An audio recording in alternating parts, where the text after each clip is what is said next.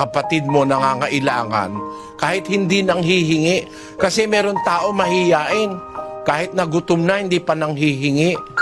Meron tao mahiyain, kahit gipit na, hindi nang hihiram.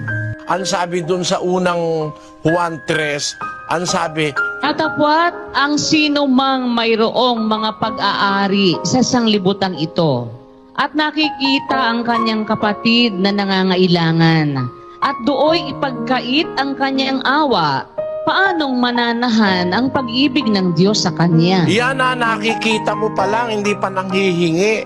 Dapat wag mo nang pagkakaitan ng awa eh. Kung nagsasanay ka ng kabanalan, kung ikaw naman, meron ka naman pag-aari, nakita mo yung kapatid mo nangangailangan, wag mong ipagkakaitang awa mo sa kanya. Yun ang pagsasanay ng kabanalan eh. Yung lagi kang pronto, lagi kang ready.